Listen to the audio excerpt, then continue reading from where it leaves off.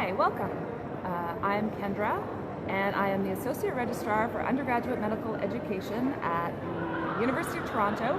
That is the MD program. And I'm here live with Dr. Ladder to talk about the U of T Advantage. So thank you very much for tuning in.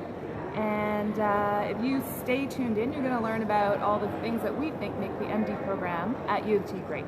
But first, I'll ask Dr. Ladder to introduce himself. Well, good afternoon. My name is David Ladder. I'm the Director of Admissions of the MD program. I'm also, of course, a doctor. I work at St. Michael's Hospital, and I'm a cardiac surgeon there. So this is a bit of an experiment. We're doing this Facebook Live with a portable camera and microphone, so I hope that you're hearing us. And if you're not, please text us. We'll see some comments. Because we could always go into the very quiet, sterile office of our... You can get the green background back. So here we are. We're starting this session in the, what Kendra calls the bamboo garden. Yes, this is my favorite lunch spot, which you don't need to know.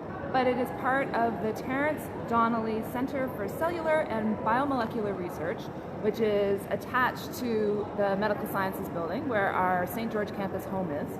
And of course, we also have a home in Mississauga, another campus for the MD program, which is housed in the Terence Donnelly Health Sciences Complex, which is another gorgeous building that Terence Donnelly, who's a major friend and donor of medicine at U of T, kindly donated. So they're both spectacular, and we thought this was a nice place to start our chat about what makes our program so great.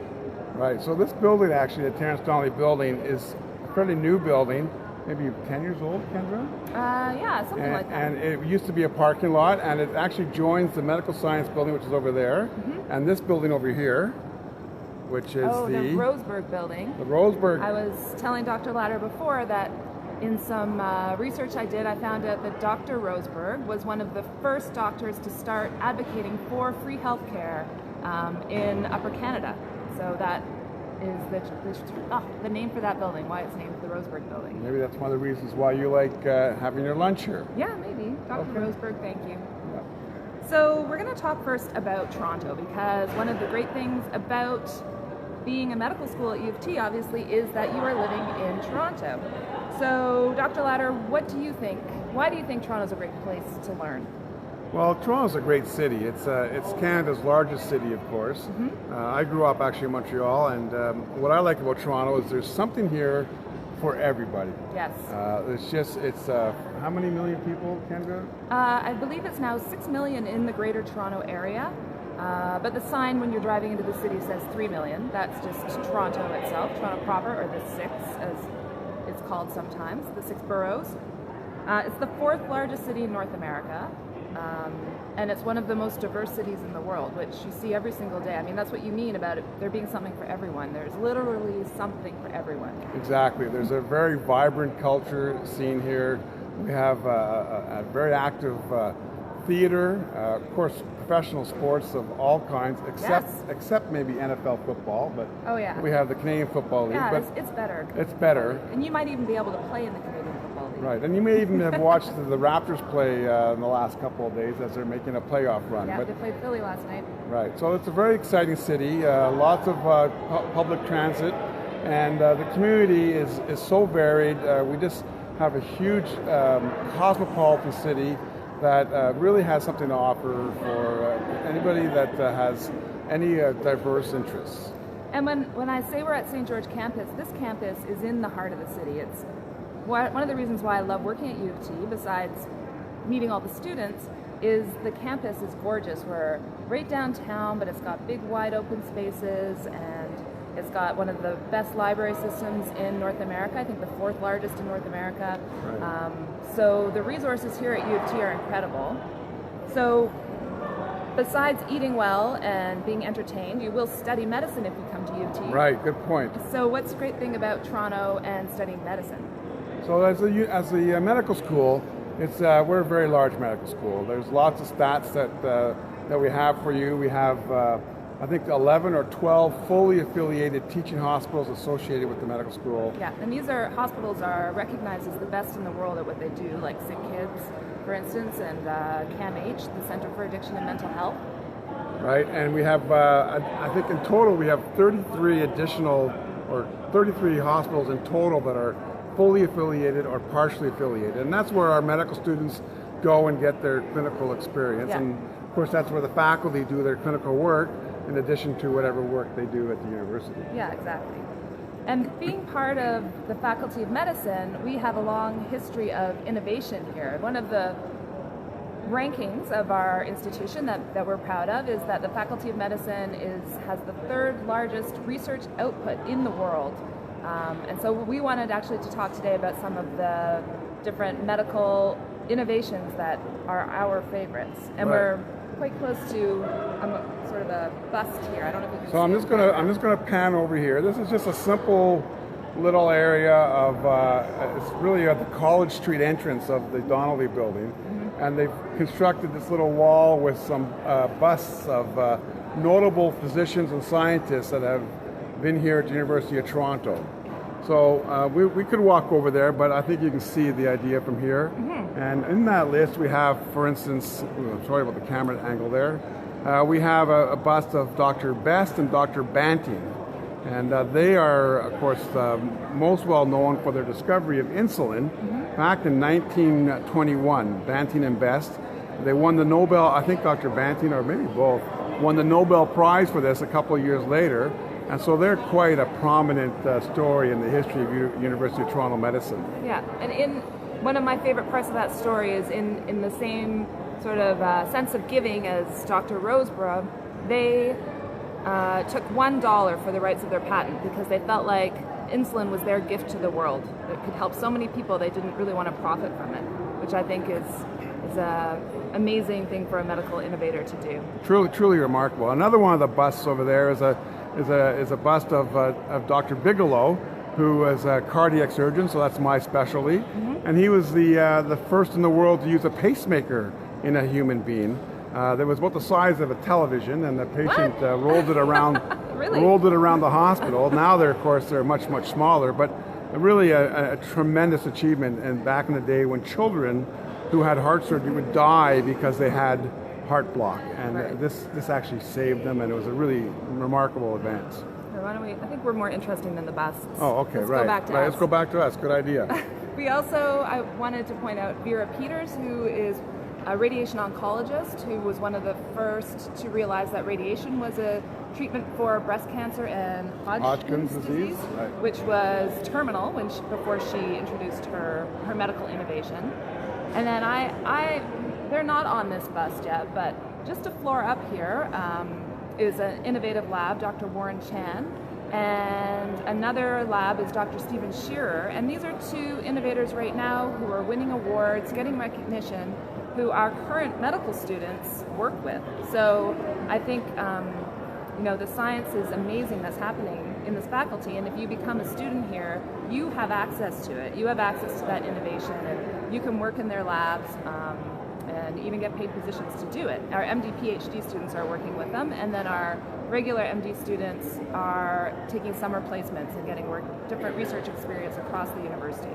Beyond medicine too, in engineering and in public health, whatever your interest is, that's possible. So should we go for a walk? Yes, let us go for a stroll. Okay, now listen, if we lose you, please, if the microphone or the video gets too disruptive, send us a text message on your page, a chat, and we'll make some adjustments. So we're going to walk this way. So something I wanted to mention, don't trip, are our international rankings as a med program.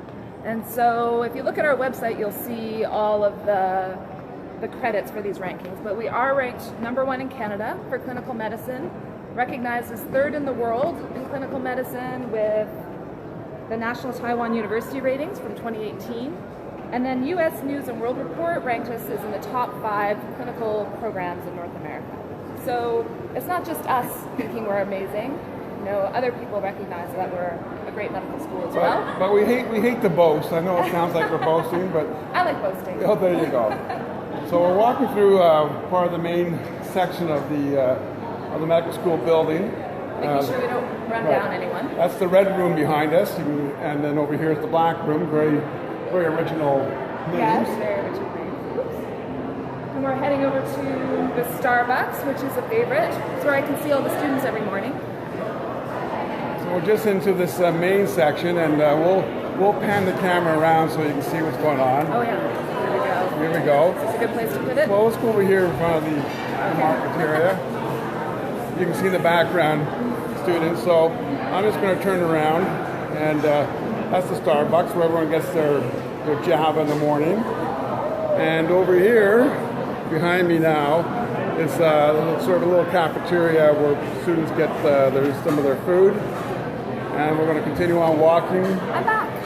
Kendra's back with us. Something that we wanted to show you in our little stroll is this wall. We're back. Another thing that we're proud of is being in such a diverse city that we have a commitment in this program to have diverse instructors, a diverse class, and also a curriculum that addresses that diverse community as well, including special modules on Indigenous learning, and we have specific application streams that promote Indigenous students and Black students. So if you aren't aware of those, you can look on our website and find out more. Right. Everything we're saying here is easily findable on our website. So when we do take diversity and equity as a very serious commitment, not just in admissions, but throughout the entire faculty of medicine. It's recognized in the whole faculty as a strategic objective. Let's continue on. So we wanted to talk about the Foundations program, which is our curriculum for the first 2 years of med school. So we've had students talk about what their life is like, but we thought we'd talk about it again, some of the strengths of the Foundations program. What is it that you find people really like about the Foundations program? Well, the interesting thing about the Foundations program is it's very new.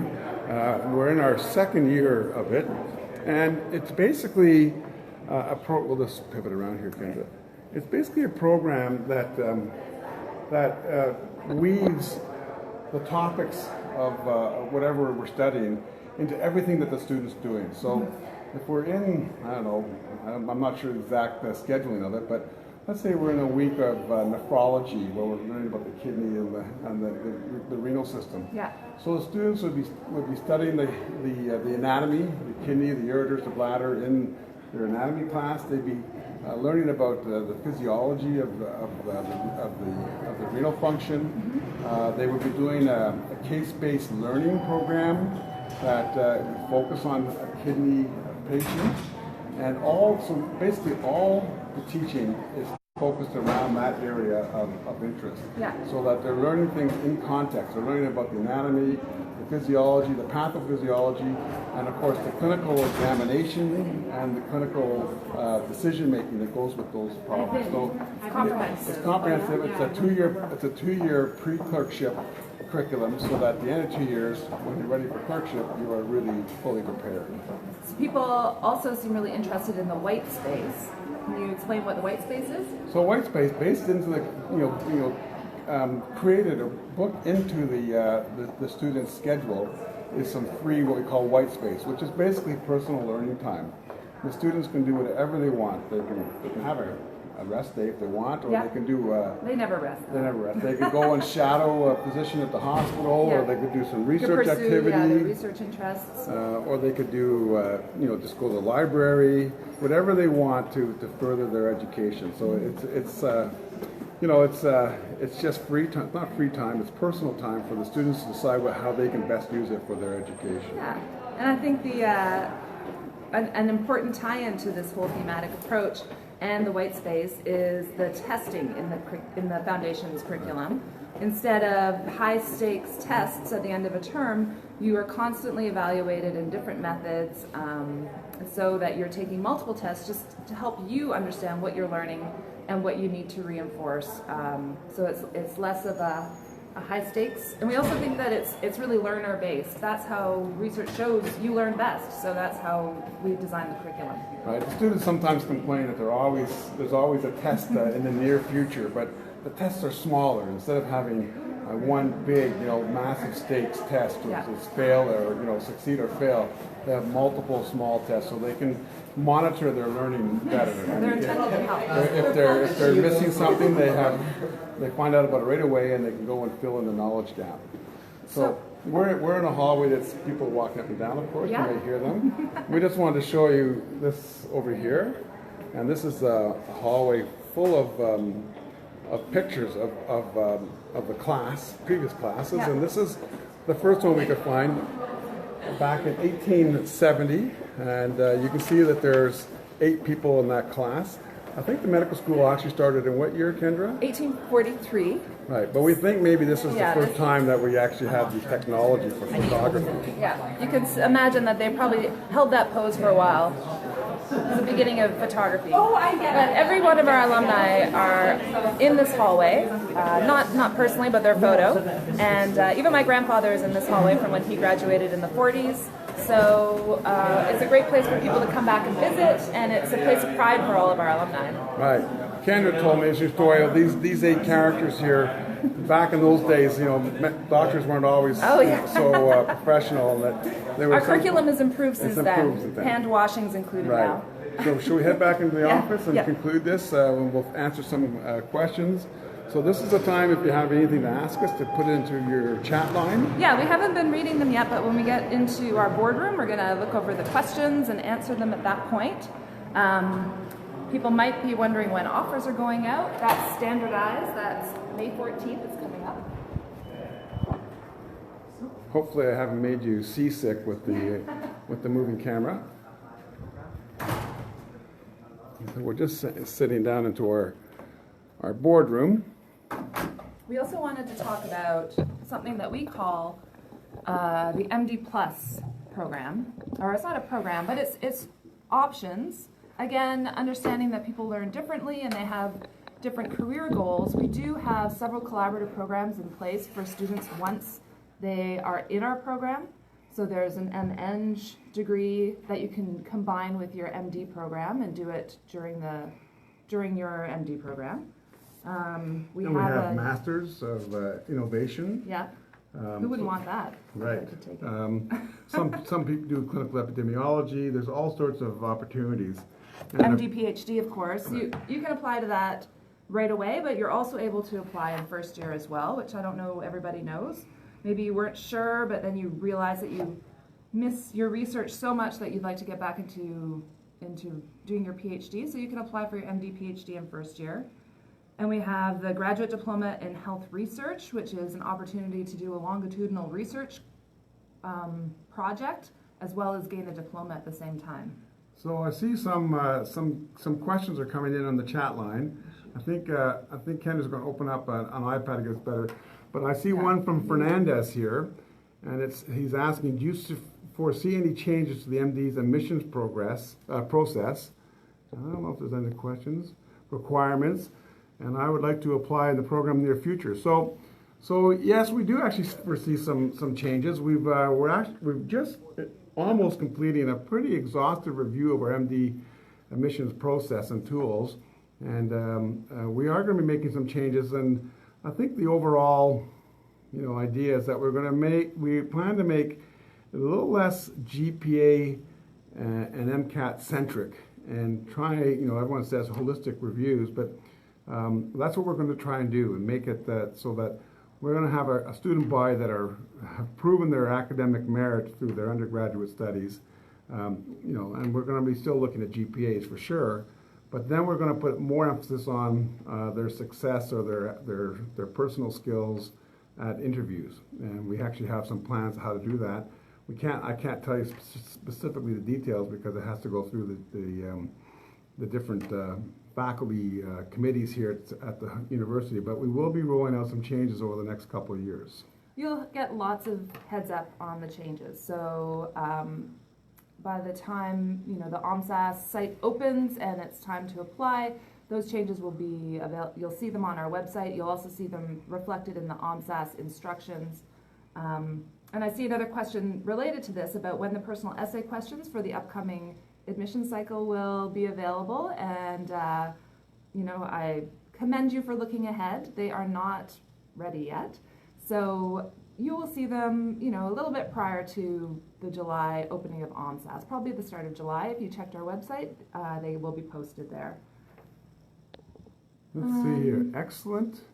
Can I apply What does first year look like at the U of T MD program?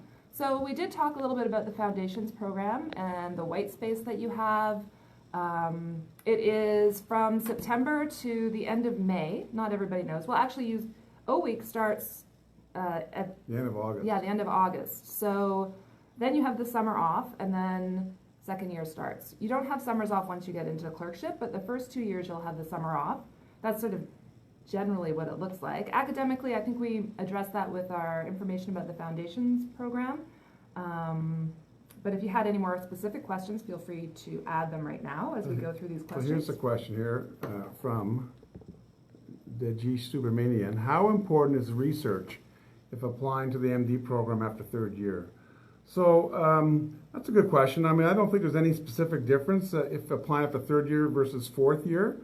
We certainly look at students' research activities. It's valued here at the University of Toronto, which is not to say that if someone really doesn't have any background in research that that they have no chance. It's not at all the case.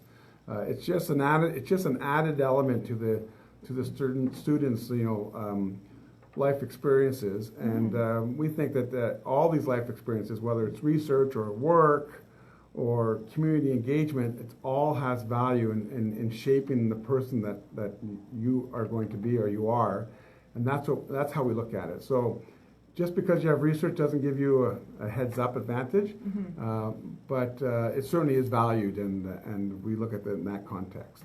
And if I can add to that, I think that people often look at the scholarly attribute cluster as interpreted as meaning research only, and that's not the case. Being a student is scholarly. We're thinking about your scholarly inquiry. I think the best way to really understand what we're looking for when we talk about the scholarly attribute cluster is to take a look at our website, and also to go to the CanMed's website and look at the roles that they see a clinician or a physician plays and how they describe the scholar. And it's really about being committed to lifelong learning.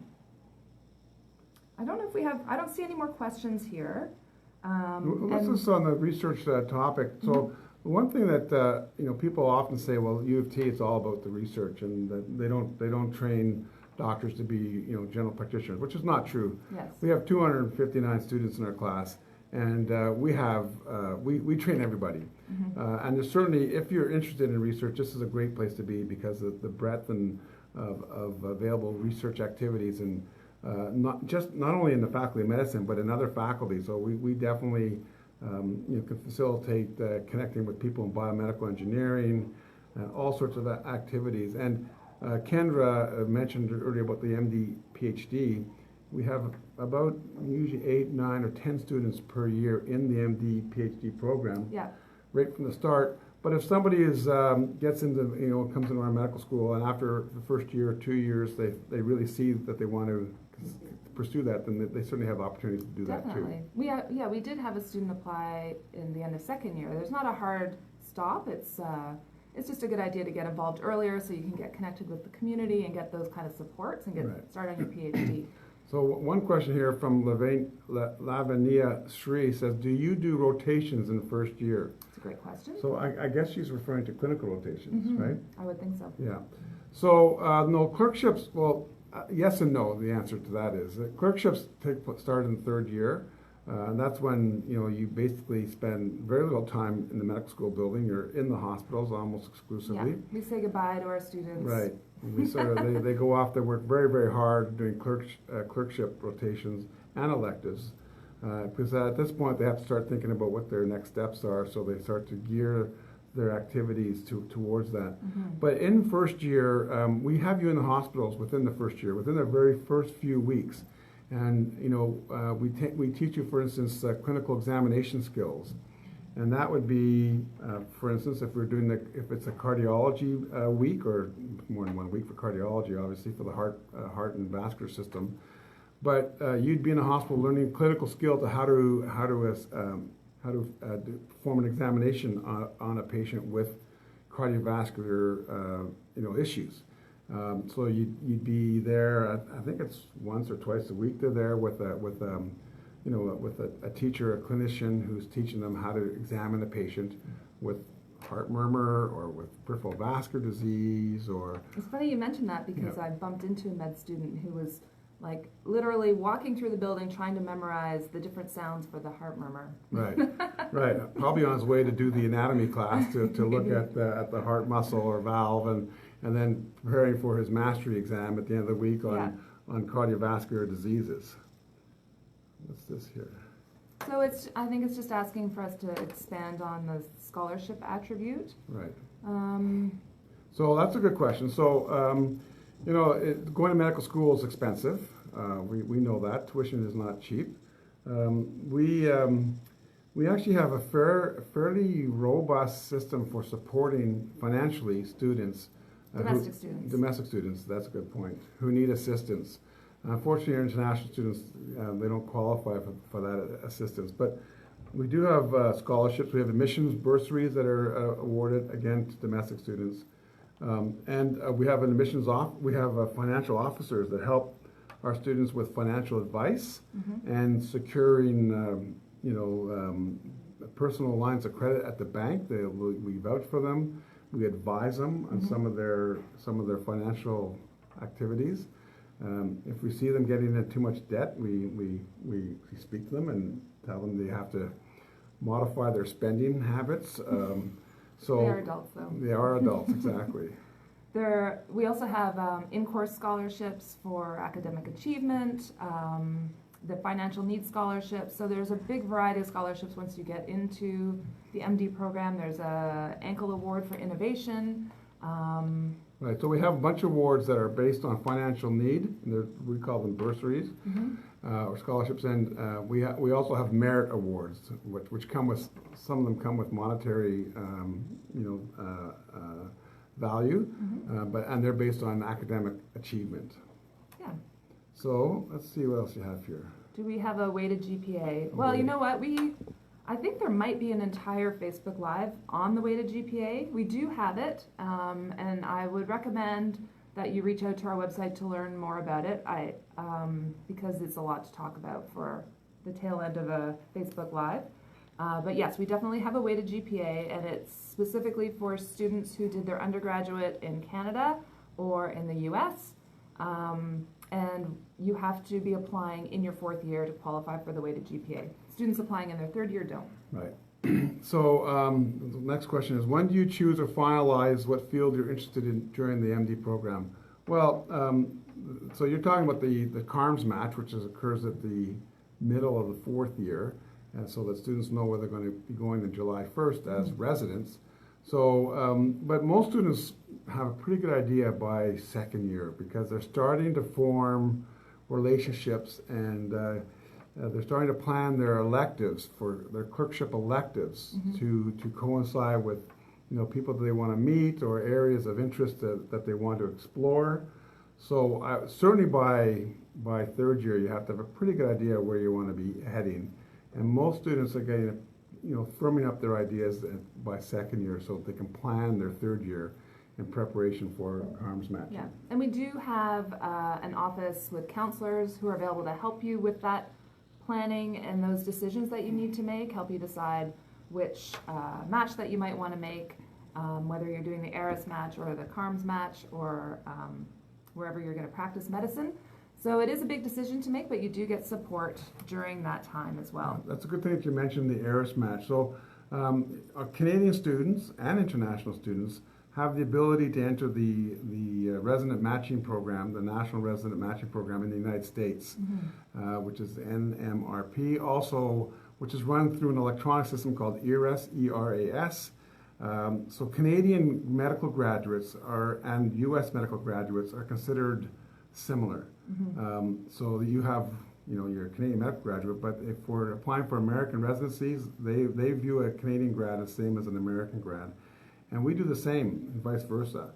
Now, citizenship may affect your eligibility in these matches. So in CARMS match, citizenship is relevant. You have to be a Canadian citizen to be in the first iteration. Or a PR. Or a PR, and that's not true for the American resident match. They don't actually stipulate that you have to be an American resident to qualify for the National Resident Matching Program in the U.S.